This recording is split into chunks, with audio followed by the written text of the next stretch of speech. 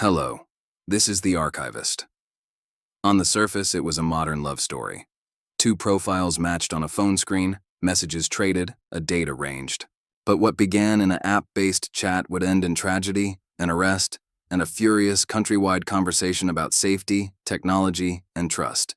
This is the story of how a Tinder profile turned deadly, the case that gripped two cities, and how it connected, in ways both direct and symbolic, to the long American struggle to protect children and vulnerable adults from disappearing into silence. The hook is simple and terrible. A woman expected to come home from a date and never did. A suspect was later arrested. The arrest would send shockwaves through family, friends, and strangers who had once scrolled past another person's smiling face. But the story is not just about a single arrest. It is about how investigators work when clues are few, how communities respond when technology becomes the setting for danger, and how the memory of earlier cases, like the disappearance of a little boy named Ethan, still shapes the way America searches for the missing. We begin, as we always do, with the victim. She was 29. She worked in healthcare, a nurse who cared for others, and by every account she was beloved by the people around her. Her name was Samantha. On July evening in 2018, she matched with a man on Tinder. They met and spent part of the evening together. At some point, they returned to her apartment in Jamaica, Queens. The next day, Samantha's brother found her body. The scene and the injuries were tragic and shocking to a family and a neighborhood that had expected nothing of the sort from a routine meetup. Investigators would later allege that Samantha had been strangled, and that the man she had met that night, a man named Daniel Drayton, was responsible for her death. How did police get from a Tinder match to an arrest in a different state? The path was not straightforward. It took cross-jurisdictional cooperation, tips from other investigations, and ultimately an arrest in Los Angeles after a separate violent episode. Authorities said that after Samantha's death was discovered, evidence tied to online interactions and a pattern of predatory behavior. Then weeks later, law enforcement in California arrested a man they believed to be connected to the Queens case. This man was reportedly found in North Hollywood in the company of another woman who was being held against her will. He was charged in multiple jurisdictions, and investigators began to piece together a troubling portrait. Dating apps, in their hands, were a tool to meet victims. In the weeks after the arrest, police publicly discussed other potential victims and unsolved crimes that might be linked to the suspect. He reportedly claimed involvement in other killings, a claim that investigators treated with caution, but also with urgency. Every claim needed corroboration, and every possible link required sifting through a national tangle of unsolved cases. Was he a serial offender? Had he traveled widely? These questions demanded methodical answers, not sensational headlines. The family of Samantha and their community were left with the raw aftermath. Grief, questions, and the excruciating waiting for justice. The nation watched, and the story became part of a larger pattern that had already made headlines for years. The dangerous intersection of dating apps and violent crime. High-profile cases like this forced dating platforms, law enforcement, and the public to ask difficult questions about warnings, reporting, and prevention. But to understand how significant this particular case felt, it helps to step back and look at a longer history, a longer national conversation about missing people, vulnerable victims, and the public methods used to find them. There is a shadow history here that begins decades earlier, and one of the names that echoes through the years is Ethan Patz. Ethan was 6 years old when, on May 25, 1979, he walked from his home in Manhattan to a nearby bus stop and never arrived at school. His parents looked for him. The city searched. The disappearance of such a small child in a busy neighborhood shocked people across America. Ethan's face soon appeared on milk cartons and in posters. His case would become emblematic, catalyzing new public awareness and, ultimately, policy changes designed to prevent and respond to child abductions.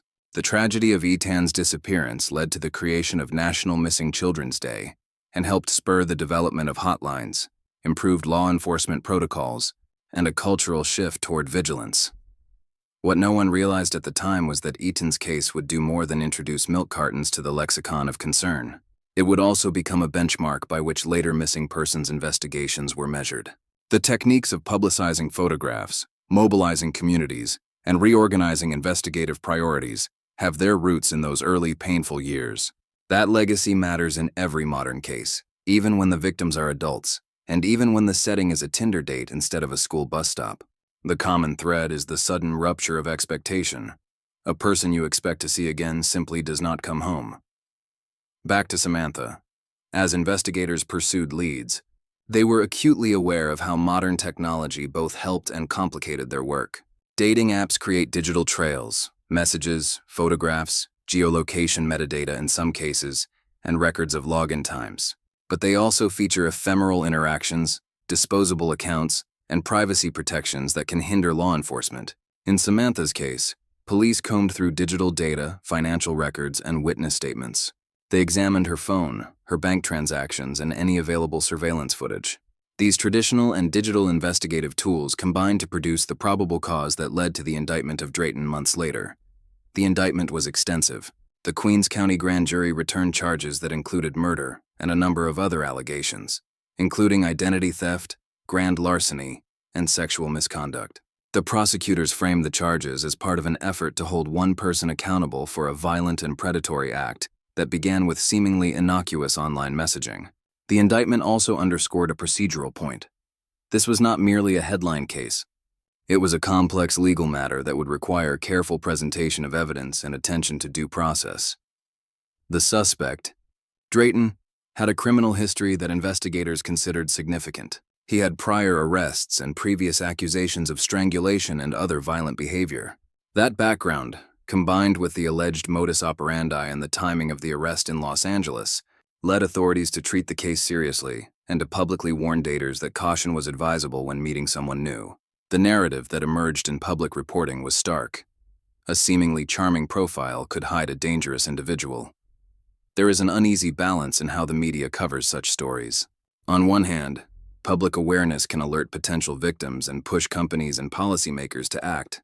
On the other hand, sensational coverage risks creating moral panic and can complicate jury selection or the fairness of trials. In the Samantha Stewart case, news organizations described the facts as the authorities released them, and they simultaneously raised broader questions about online safety. Headlines and features often included practical advice: meet in public, tell a friend where you're going, and consider screening a date's online history. Those are sensible, and in many cases life-saving recommendations. But they cannot remove the pain of a family that has lost someone to violence. As the legal process unfolded, the defense counsel entered not guilty pleas on behalf of the accused at initial court appearances. A common step in serious criminal matters. The wheels of justice turn slowly. Hearings on bail, review of evidence, motions over what evidence would be admissible, and the long pre-trial discovery process. In cases that cross state lines, extradition can add complexity. In this situation, the accused had been held in California on related charges before being extradited to New York to face the murder indictment returned by the Queens grand jury. These interlocking jurisdictions illustrate the modern reality of criminal justice. Crimes may involve multiple states, and coordination among law enforcement agencies is essential. Investigators also had to wrestle with an uncomfortable public phenomenon: claims of responsibility. After his arrest, Drayton reportedly made statements suggesting involvement in other crimes.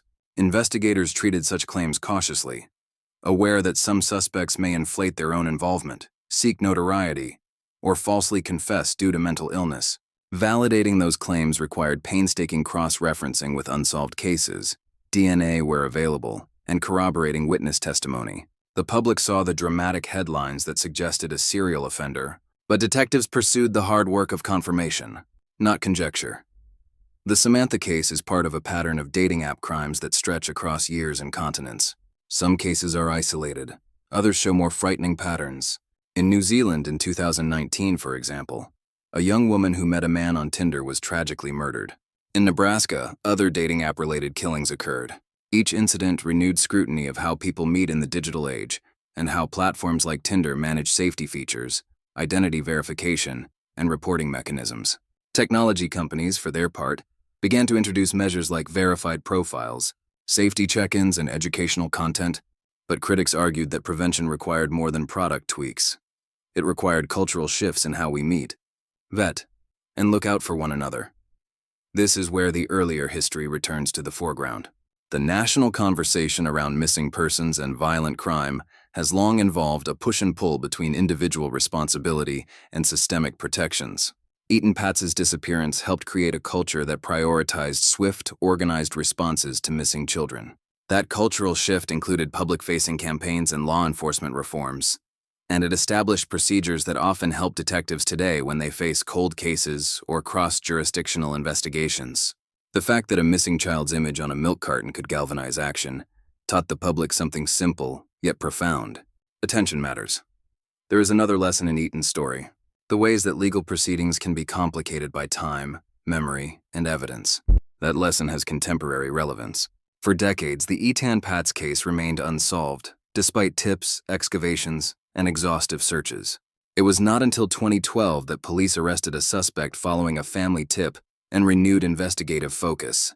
That suspect, Pedro Hernandez, was later convicted in 2017.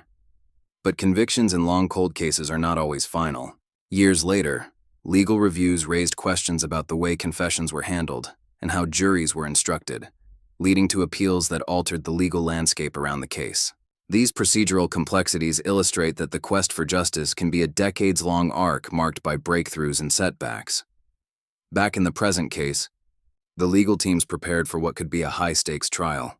Prosecutors were tasked not only with proving elements like intent and causation, but also with contextualizing digital evidence and witness testimony in a way that jurors could understand. Defense counsel, in turn, examined every piece of discovery for weakness, chain of custody problems, inconsistent witness statements, and the possibility that innocence could be reasonably established. The judge overseeing the case had to balance the need for a fair trial with public interest, ensuring that pretrial publicity would not unduly taint a future jury pool. The legal system is procedural by necessity, and these protections exist to prevent wrongful convictions, even in the most emotionally charged cases. We should also consider the human dimensions that statistics and court filings cannot show. Families grieve in public when a high-profile crime touches their loved ones. Friends and colleagues are interviewed on camera. Memories are recounted in obituaries and social media posts. In Samantha's community, those who knew her described a kind, committed nurse whose life was tragically cut short. These remembrances matter because they restore individuality to victims who might otherwise become data points in a larger debate. The media coverage that accompanies such cases often includes these personal recollections precisely because they matter. They remind us that behind the headlines are human lives. When a dating app murder becomes a national story, different institutions step forward. Platforms like Tinder face pressure to improve safety features and user verification. Lawmakers sometimes respond with hearings and calls for technological companies to cooperate more closely with law enforcement. Victim advocacy groups press for better support services, warning systems, and education around online dating risks.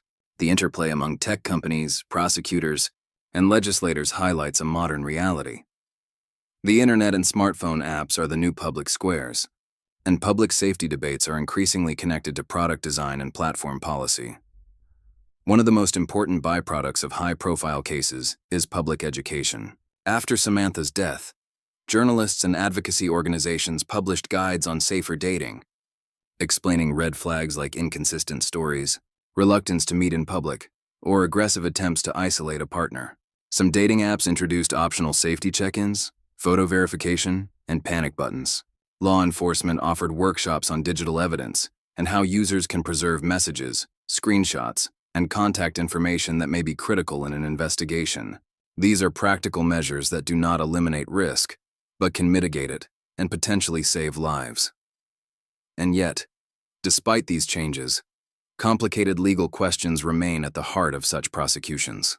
How do you prove intent when the meeting began as consensual? How do you explain the significance of deleted messages or anonymous profiles? How do you address claims of false confession, mental illness, or inadequate representation? The justice system contains mechanisms to address each of these issues, and the courtroom becomes where the nation's standards for evidence and fairness are tested.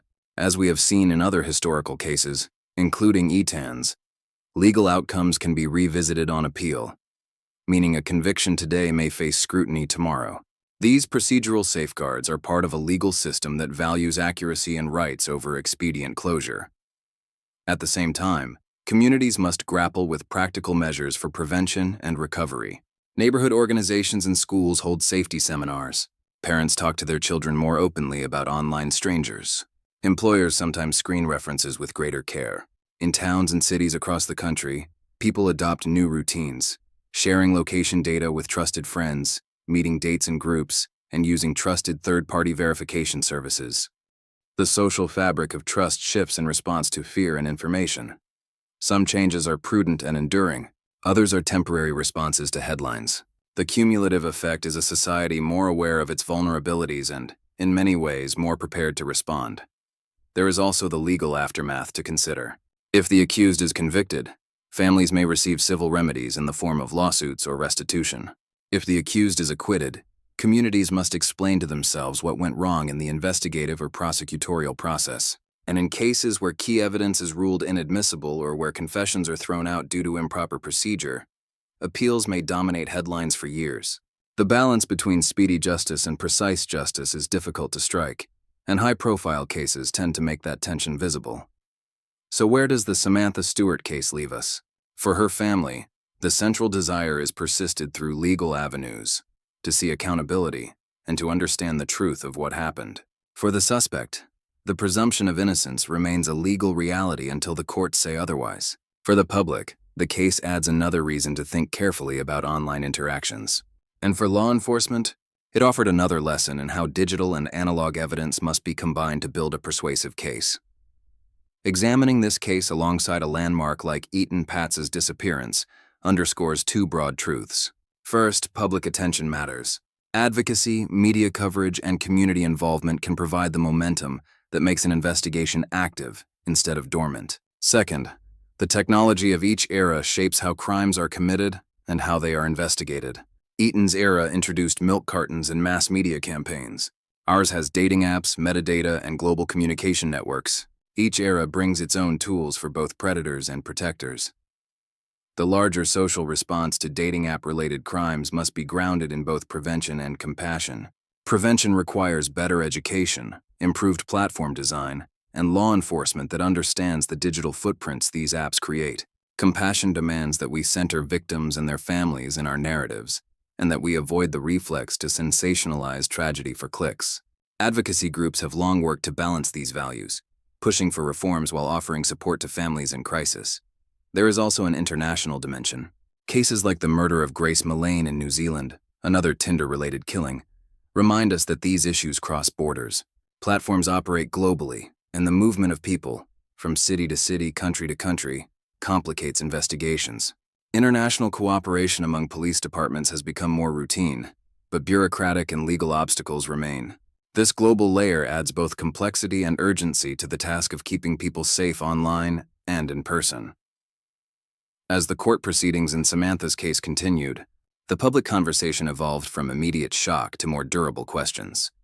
Will technology companies do more? Will our habits change? Can we protect people without clamping down on the privacy and spontaneity that many users value? The answers are partial and evolving. Some companies have instituted stronger verification and in-app safety features. Others have resisted broad mandates that would change their business models. Legislators have introduced bills in several states to encourage better cooperation with law enforcement. But regulatory frameworks often lag behind technological innovation. In the end, the rhythm of these stories is painfully familiar. A life is lost, an arrest is made, the media lights up, the legal system takes its course, and communities adjust their behaviors. That pattern can feel cyclical and discouraging, but there are also signs of progress. Public awareness campaigns have educated millions about safer dating practices. Platforms now offer increasingly robust reporting features, and investigators today can rely on digital forensics that were not available a decade ago. Still, the human cost is incalculable. Samantha's family carries a wound that will not fully heal. People who met her remember her kindness. The accused faces a state proceeding that could result in the harshest penalties available under the law. The public looks for lessons, practical and moral, in a complicated, often frustrating legal narrative. If there is a hopeful note, it is this. Each tragedy teaches lessons that can reduce future harm. Eaton's disappearance made the nation aware of missing children and sparked policies and public campaigns that have saved lives. Contemporary cases push platforms and law enforcement to upgrade their practices and make safety a more explicit part of product design. Education campaigns and community vigilance can and do prevent many harms. The arc of change is slow, imperfect, and sometimes agonizingly incremental. But it exists. As we close this account, reflect on what connects these stories across decades. Technology changes, laws evolve, and investigative methods improve. But the core human elements remain the same: love, trust, curiosity, grief, and the search for answers. When a match becomes a tragedy, we are forced to ask not only how one person harmed another, but how communities and institutions can better protect the vulnerable. That is the work that follows the headlines. Thank you for listening. I'm the Archivist. If you want more in-depth breakdowns of the evidence in this case, the legal filings, or comparative analyses with other dating app crimes and landmark missing person cases, let me know in the comments. Subscribe for more archival investigations into cases that have shaped public policy and personal lives. Take care, and I'll see you next time.